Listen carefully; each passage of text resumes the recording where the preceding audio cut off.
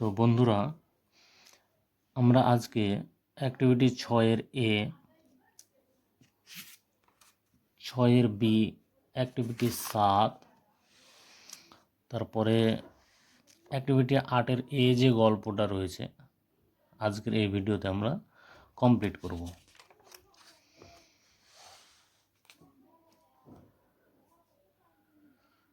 Activity 6-এর এ দাগের কোশ্চেনগুলো বলছে, দেখো, রিড দি ফলোয়িং সেন্টেন্সেস, নিচের দেওয়া সেন্টেন্সগুলো পড়ো। Identify noun clause, adjective clause and adverb clause, এবং নাউন ক্লজ, অ্যাডজেক্টিভ ক্লজ এবং অ্যাডভার্ব ক্লজ চিহ্নিত করো। And fill in the chart given below, আর নিচের দেওয়া চার্টটা পূরণ করো। তাহলে 1 নম্বরে যে ক্লজটা দেওয়া রয়েছে সেটা দেখো কি বলছে। I expect that I shall get a prize. তাহলে আমরা ক্লজ আইডেন্টিফাই করতে গেলে আমাদেরকে বেসিক্যালি যে কাজটা করতে হবে, যে ক্লজটা থেকে আমাদেরকে মেন ক্লজ আর সাবঅর্ডিনেট ক্লজ আলাদা করে নিতে হবে।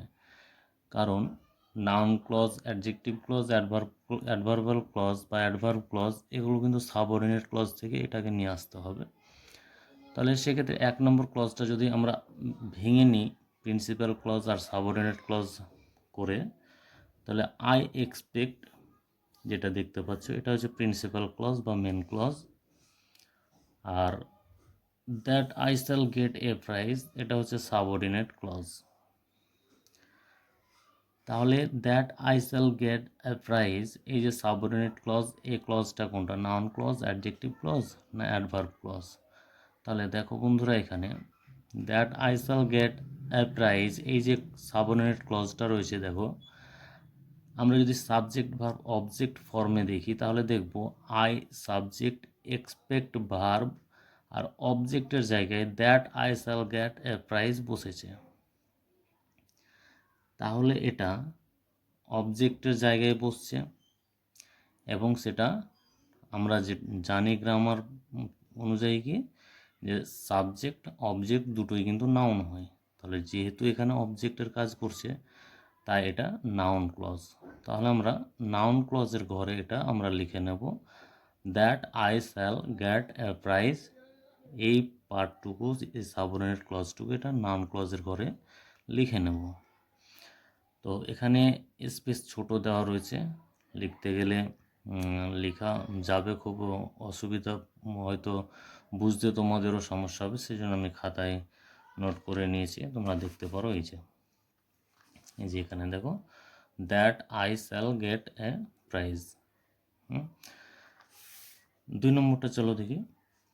2 নম্বরটাতে লেখা আছে the umbrella which has a yellow handle is mine. একই রকম করে আমরা এখানেও প্রিন্সিপাল ক্লজ সাবঅর্ডিনেট ক্লজ ভাগ করে নেব। তাহলে প্রিন্সিপাল ক্লজ যদি ধরি আমরা, তাহলে দেখো দি আমব্রেলা, এইখানে রয়েছে এইটুকু, এটা সাবজেক্ট, আর ইজ মাইন এইটুকু হচ্ছে প্রিন্সিপাল ক্লজের পার্ট, আর which has a yellow handle এটা হচ্ছে তোমার সাবঅর্ডিনেট ক্লজ। তাহলে এবার দেখো which has a yellow handle, এই পুরো ক্লজটা দিয়ে কিন্তু আমব্রেলাটাকে কোয়ালিফাই করছে, আর আমব্রেলাটা নাউন। তাহলে আমরা পার্টস অফ স্পিচে পড়েছি আমরা যে নাউন বা প্রোনাউন কোয়ালিফাইং যে ওয়ার্ড সেটাকে আমরা অ্যাডজেক্টিভ বলি। তো অনুরূপভাবে নাউন বা প্রোনাউন কোয়ালিফাইং ক্লজকে আমরা বলবো অ্যাডজেক্টিভ ক্লজ। তাহলে which has a yellow handle, এ পুরো ক্লজটা যেহেতু আমব্রেলাকে কোয়ালিফাই করছে আর আমব্রেলাটা নাউন, সেই জন্য which has a yellow handle এটা তোমার কী হবে, অ্যাডজেক্টিভ ক্লজ হয়ে যাবে। তাহলে আমরা এই অ্যাডজেক্টিভ ক্লজের এই যে কলামটার ঘরটা রয়েছে এখানে আমরা which has a yellow handle which has a yellow handle এটুকু আমরা লিখে নেব, যেমনভাবে আমি এখানে লিখে রেখেছি দেখতে পারো, which has a yellow handle. 3 নম্বরটা দেখো বন্ধুরা, when I was younger I used to fly kites. এখানে দেখো, এখানে I used to fly kites এটা হচ্ছে principal clause, when I was younger এটা হচ্ছে সাবঅর্ডিনেট ক্লজ। এক্ষেত্রে আরও একটা কথা তোমাদের বলে রাখা ভালো হবে যে সাবঅর্ডিনেট ক্লজ যেগুলো রয়েছে সেগুলো সাধারণত কোনো রিলেটিভ প্রোনাউন, দ্যাট এইসবগুলো দিয়ে শুরু হয়, যেমন হুইচ, হোয়েন, হোয়াট, হোয়ার, হ্যাঁ, হু এইসবগুলো দিয়ে, তারপরে দ্যাট এগুলো দিয়ে যেমনভাবে এখানে রয়েছে এগুলো দিয়ে কিন্তু সাবঅর্ডিনেট ক্লজ শুরু হয়। তাহলে এখানে দেখো হোয়েন আই ওয়াজ ইয়াঙ্গার এটা হচ্ছে subordinate clause, I use to fly kite সেটা হচ্ছে প্রিন্সিপাল ক্লজ। তাহলে হোয়েন আই ওয়াজ ইয়াঙ্গার এই সাবঅর্ডিনেট ক্লজটা কাজ কী রকম করছে, মানে পার্টস অফ স্পিচের অ্যাডজেক্টিভের কাজ করছে, না অ্যাডভার্বের কাজ করছে, না নাউনের কাজ করছে? তাহলে আমি দেখো এখানে কি বলছে, when I use to fly kites যখন আমি ঘুড়ি উড়াতাম, হোয়েন আই ওয়াজ ইয়াঙ্গার যখন আমি ছোট ছিলাম, I use to fly kites আমি ঘুড়ি উড়াতাম। তাহলে এই যে ফ্লাই ভার্বটা রয়েছে এই ভার্বটার সঙ্গে কিন্তু হোয়েন আই ওয়াজ ইয়াঙ্গার এই ক্লজটা কানেক্টেড, অর্থাৎ মডিফাই করছে ফ্লাই ভার্বটাকে হোয়েন আই ওয়াজ ইয়াঙ্গার এই সাবঅর্ডিনেট ক্লজটা। পার্টস অফ স্পিচে আমরা যেমন পড়েছি যে ভার্ব মডিফাইং ওয়ার্ড যেটা সেটাকে আমরা অ্যাডভার্ব বলি, ঠিক সেই রকমভাবেই ভার্ব মডিফাইং ক্লজকে আমরা অ্যাডভার্ব ক্লজ বলবো। তাহলে এখানে হোয়েন আই ওয়াজ ইয়াঙ্গার এই ক্লজটা কিন্তু অ্যাডভার্বের ঘরে বসে যাবে, যেমনভাবে এখানে বসিয়েছি দেখো হোয়েন আই ওয়াজ ইয়াঙ্গার। তারপরে 4 নম্বরটা দেখো বন্ধুরা, I remember the house where I was born. এখানে হোয়ার আই ওয়াজ বর্ন এটা হচ্ছে subordinate clause, I remember the house এটা হচ্ছে প্রিন্সিপাল ক্লজ। তাহলে এখানে হোয়ার আই ওয়াজ বর্ন মানে যেখানে আমি জন্মেছিলাম, তাহলে যেখানে আমি জন্মেছিলাম সেটা হচ্ছে এই যে দি হাউস, এই যে বাড়িটার কথা বলছে, আর বাড়িটার নাউন। তো যেহেতু এই হোয়ার আই ওয়াজ বর্ন এই ক্লজটা নাউনকে কোয়ালিফাই করছে সেই জন্য এটা কিন্তু অ্যাডজেক্টিভ ক্লজ হয়ে যাবে। তাহলে এখানে অ্যাডজেক্টিভের ঘরে এই ক্লজটা লিখে নেব, যেমনভাবে এখানে আমি লিখে রেখেছি এই যে হোয়ার আই ওয়াজ বর্ন। ঠিক আছে বন্ধুরা? আচ্ছা, তাহলে অ্যাক্টিভিটি 6 এটা আমাদের হয়ে গেল। এরপরে চলো অ্যাক্টিভিটি 7 বি এর দাগের কোশ্চেনটা দেখো। এখানে দেখো কি বলছে, change the following sentences into indirect speech, অর্থাৎ নিচের যে নিম্নলিখিত সেন্টেন্সগুলো দেওয়া রয়েছে সেগুলো ইনডাইরেক্ট স্পিচে করতে বলছে, তার মানে সবই ডাইরেক্ট স্পিচ দেওয়াই রয়েছে। তাহলে আমাকে ইনডাইরেক্ট স্পিচে করতে গেলে চলো একের দাগেরটা দেখা যায়। 1 নম্বরটা, the seller said to us there will be storm. একটা কথা বলে রাখি তোমাদের, যে ন্যারেশন চেঞ্জ করতে গেলে আমাদেরকে প্রথমে যেটা লক্ষ্য করতে হবে সেটা হবে রিপোর্টেড স্পিচ। এই যে রিপোর্টেড স্পিচ, এই রিপোর্টেড স্পিচের সেন্টেন্সটা আমাদেরকে ধরতে হবে, কারণ সেন্টেন্স অনুযায়ী কিন্তু ডাইরেক্ট স্পিচের যে রিপোর্টিং ভার্ব থাকবে সেই রিপোর্টিং ভার্বটা কিন্তু চেঞ্জ করতে হবে। তাহলে এখানে দেখো এটা there will be a storm, এটা কিন্তু অ্যাসার্টিভ সেন্টেন্স, বুঝতে পারছো। আর অ্যাসার্টিভ সেন্টেন্স যদি হয় এবং সেটার ডাইরেক্ট টু ইনডাইরেক্ট স্পিচে যদি সেটাকে কনভার্ট করতে হয়, তাহলে কিন্তু রিপোর্টিং ভার্বটাকে যদি সেটার কোনো অবজেক্ট থাকে তাহলে সেটাকে টেল অথবা টোল্ড চেঞ্জ করতে হবে, আর যদি অবজেক্ট না থাকে তাহলে যা আছে তাই থেকে যাবে।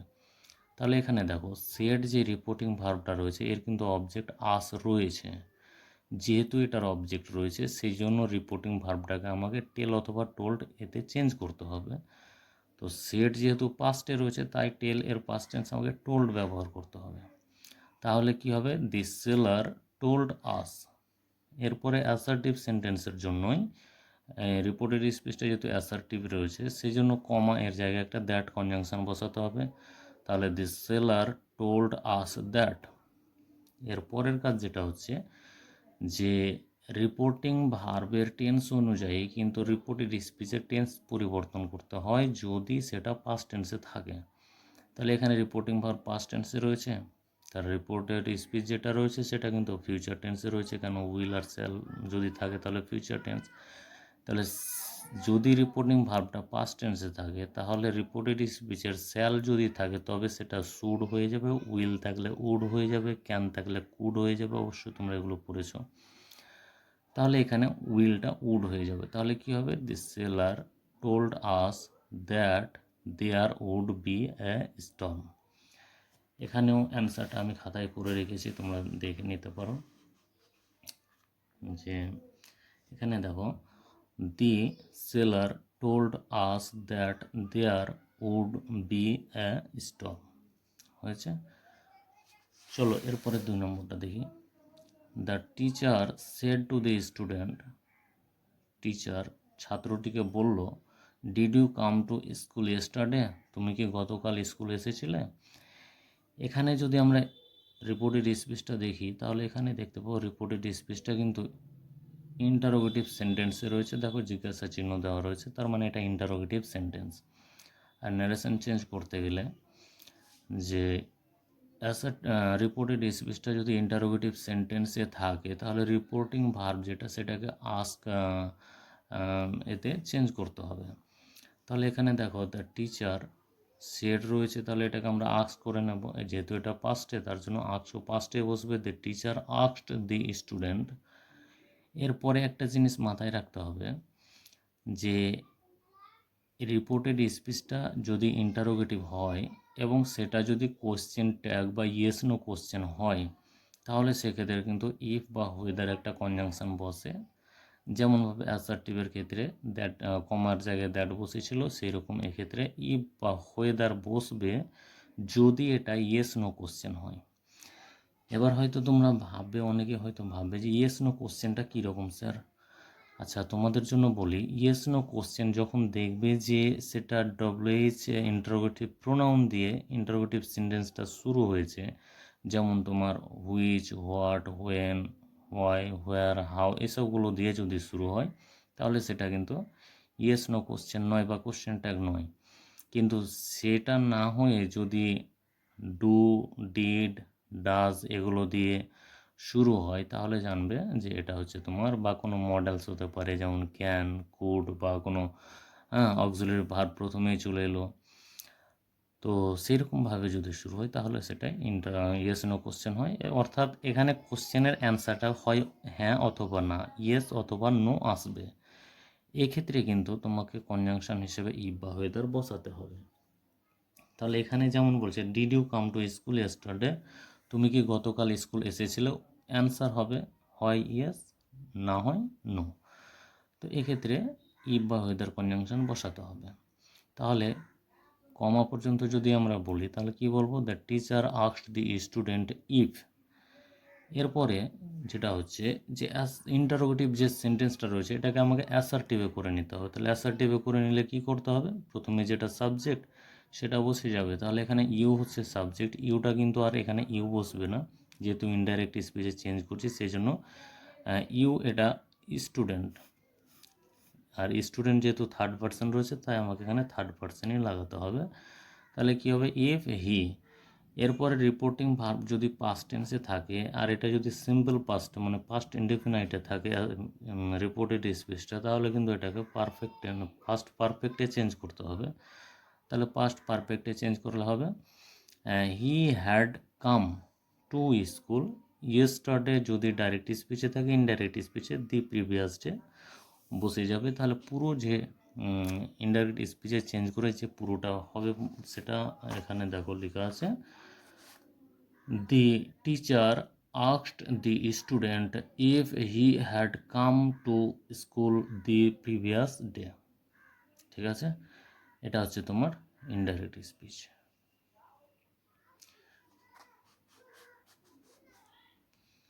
আচ্ছা এরপরে চলো 3 নম্বরটা দেখা যায়। The tired guest said to the host, অর্থাৎ টায়ার্ড গেস্ট মানে ক্লান্ত অতিথি হোস্টকে বলল, please give me a glass of water, আমাকে এক গ্লাস জল দিন, প্লিজ মানে রিকোয়েস্ট করছে।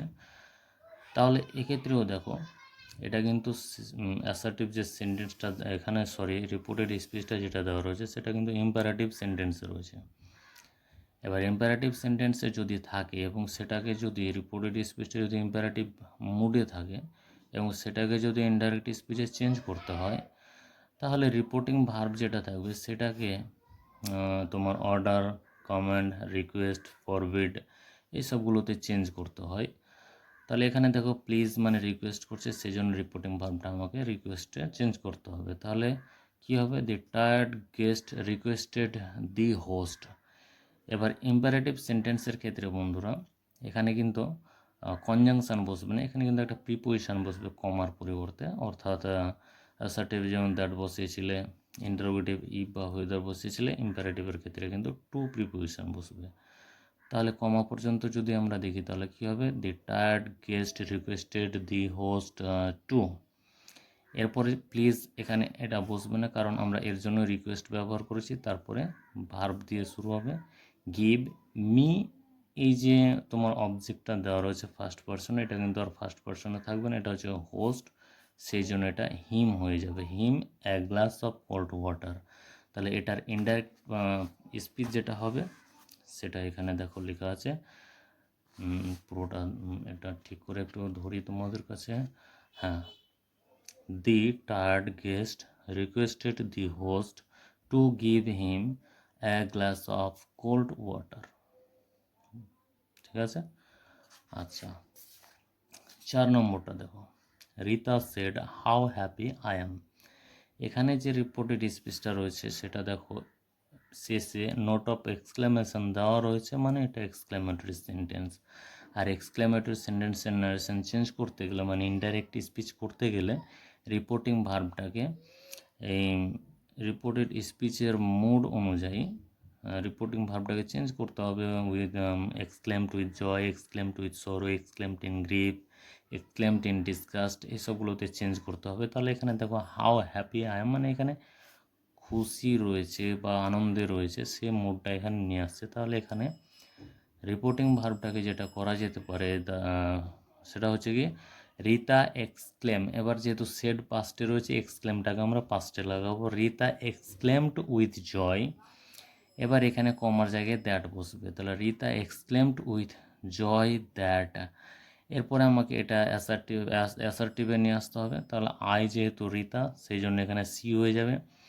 যেহেতু সেড পাস্ট টেন্সে রয়েছে, এটাও পাস্ট টেন্সে চেঞ্জ হয়ে যাবে, তাহলে সি ওয়াজ ভেরি হ্যাপি।